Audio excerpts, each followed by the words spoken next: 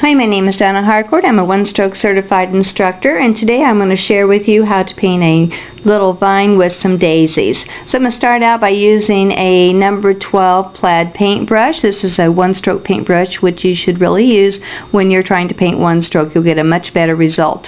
So I'm going to start out by showing you this is the chisel edge. We're going to stand up on the chisel edge, and we are going to stand up and we're going to just pull this nice little vine in. Very easy done. You're just going to barely touch the paper like it is like a feather. The second thing I'm going to show you is, again, I'm going to go ahead and pull in some more vines, and I'm going to show you how to, we're going to make some little twigs or vines come off, and you want to always come off on a curve to give you a natural look. Do you see how that's coming off a curve? This one's going to come off a curve as well. And I'm going to start back here a little farther back, and I'm going to pull that one in too. So you get a nice little vine like that. I can also go ahead and add a little bit more if I want more texture to it, and add a little bit more vines to it. So having said that, I'm going to just go ahead and put a few more of these in. The little wispies, they make it look really nice. Now I'm going to show you how to do a one-stroke leaf. I'm going to stand up, and again on the chisel edge, push down flat and blend those colors. I like to think 1, 2, 3 in my head. Stand back up again, push down flat, pull slightly, and then start standing, and turn that brush away from you. Then come back here and use just the little tips of that brush right there on the edge to pull that vine in. Now can you see right there where it's a little bit light? Sometimes painting on watercolor paper, it doesn't absorb as well, or it absorbs all of it. So we're going to stand back up again the chisel. I'm going to blend, stand again, and I'm just going to cover that right back up. That's the beauty of one stroke. You can put a lot of that in. Okay? And when you pull your stems in, you're only going to pull them halfway in. Now I'm going to go ahead and put some more in, just where I think it looks kind of natural. Pull that vine in, give it a little bit more. Okay, pull one in right up here. You can get really fast with these once you learn them. Don't get discouraged, because it does take a little bit of while to learn how to paint one of these leaves. It took me a while, but I finally got it. And once you get it, you'll never lose it. You'll know always how to do it. Pull that one in too. And a couple more.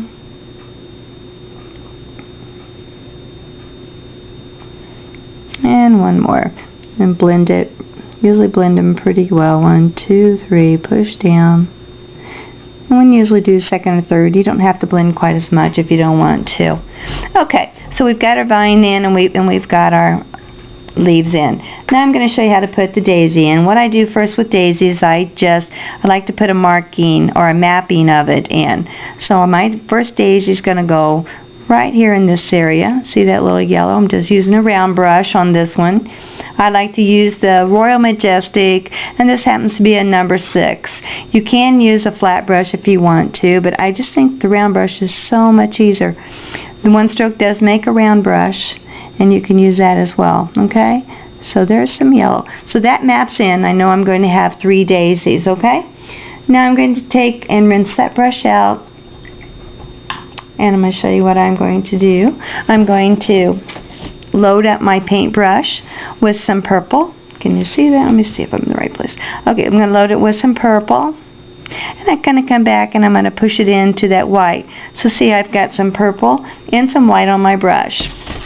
When painting daisies, you want to have some naturalistic, but then a good rule of thumb is you can start up here at the 12 o'clock, push that down, don't move yet till the bristles fan out, start pulling it towards the center, and then stand up and turn your brush a little bit. So see, my daisy's going towards the center. Missed a little bit. I'm going to start over here and do the 3 o'clock, and I'm going to pull that in. See that nice little point on that one? That's the way it should look. And I'm going to come over here to 9 o'clock and pull that in again. That's a nice one too. And I'm going to come down here to 6 o'clock and pull one in.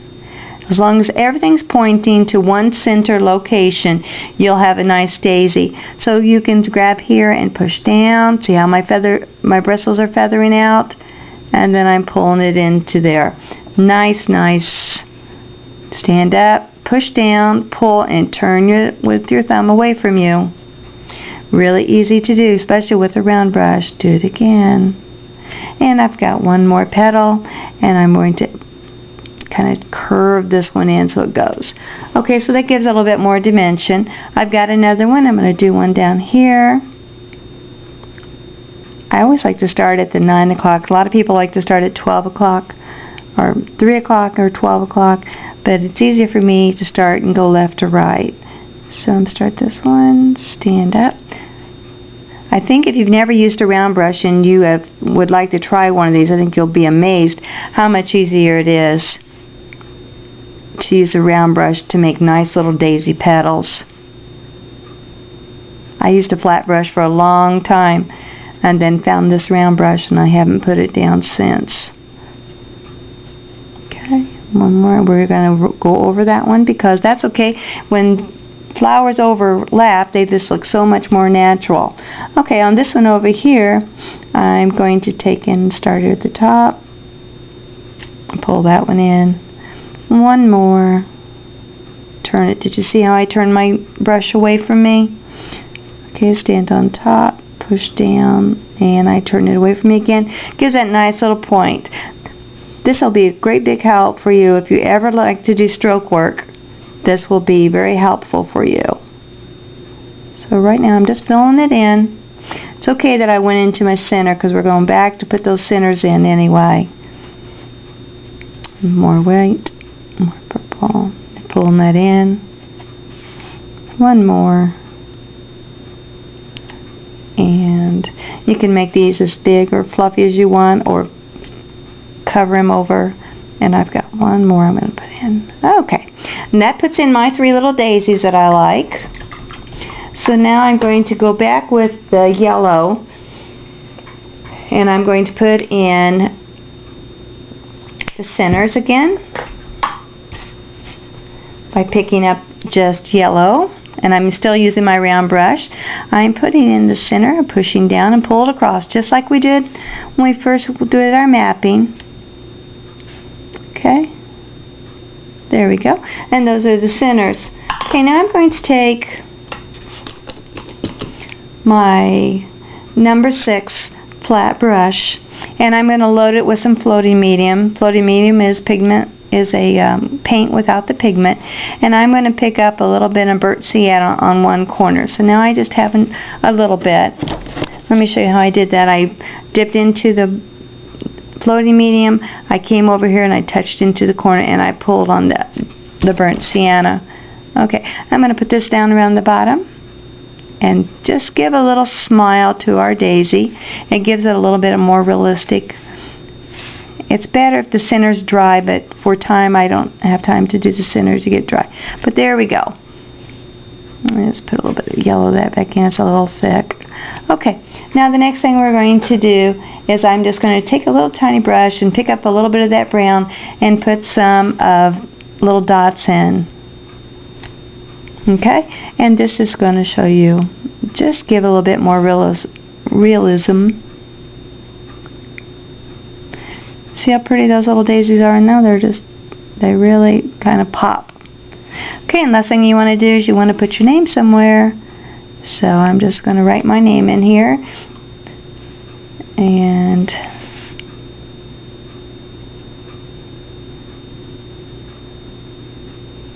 okay, that's my little video for you today. I hope you've enjoyed it. If you'd like to see more or learn more, just come onto my website. I have plenty of classes for sale. www.djcreationsonline.com. Thanks.